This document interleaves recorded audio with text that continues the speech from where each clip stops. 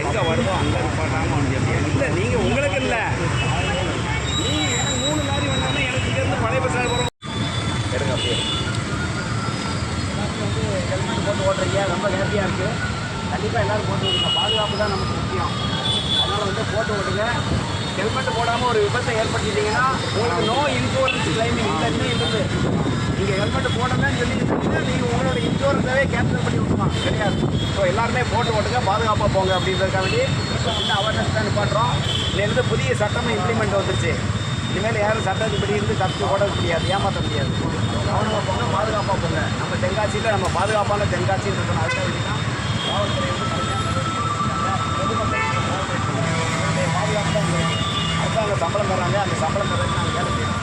கரெக்டாக வேலை செய்யணும். எல்லாரும் பாதுகாப்பாக போகணுன்றது எங்களுடைய நோக்கம். விபத்து இல்லாத தென்காசியை உருவாக்குவோம். அதுதான் நமக்கு லட்சியம். நம்மளுடைய பாதுகாப்பு தான் சொல்கிறாங்க. கண்டிப்பாக நீங்கள் தான் போட்டு ஓட்டுறீங்கன்னு நம்பிக்கை சொல்கிறோம். நோ இன்சூரன்ஸ் கிளைமிங் இதே இருந்து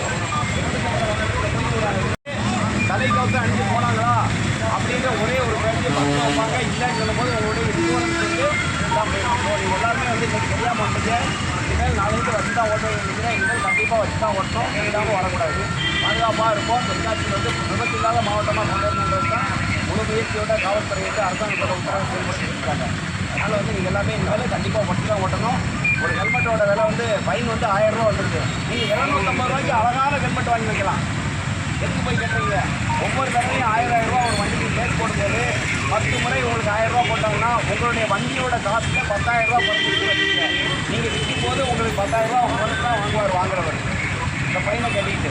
அதனால் இப்போ எல்லாமே கண்டிப்பாக வந்து ஹெல்மெட் போட்டு ஓட்டுங்க, பாதுகாப்பாக ஓட்டுங்க.